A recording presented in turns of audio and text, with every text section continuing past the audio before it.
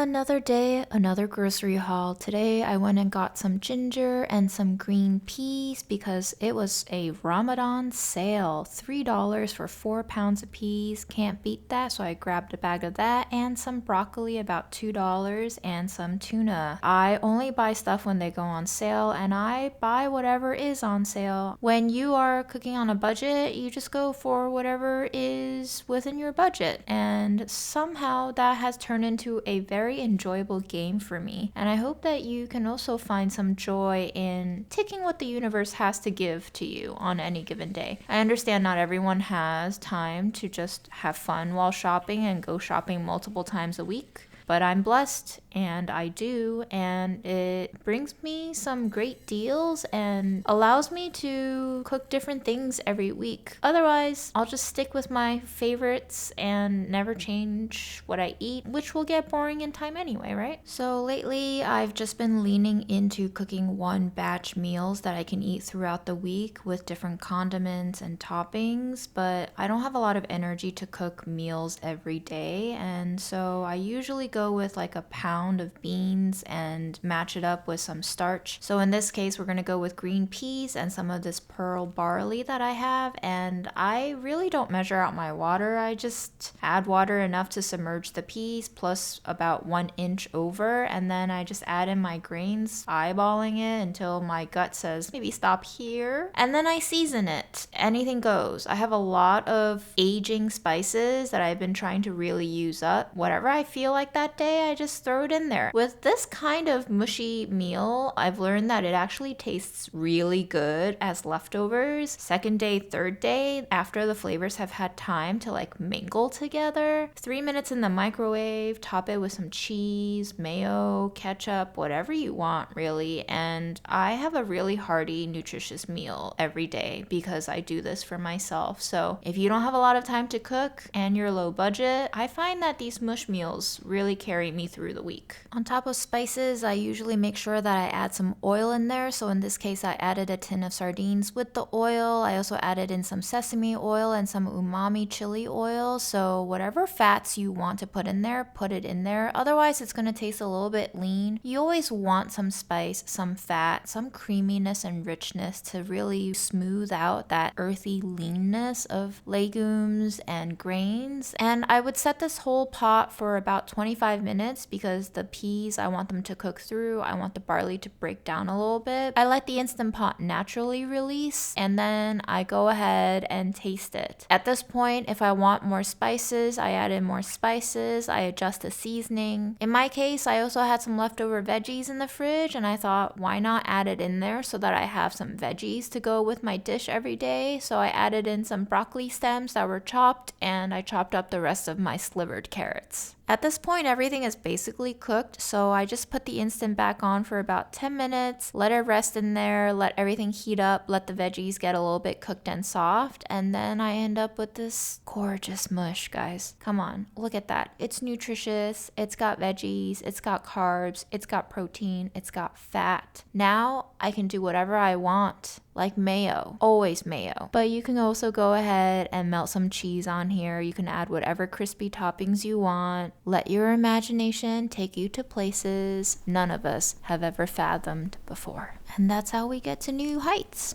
Until next time.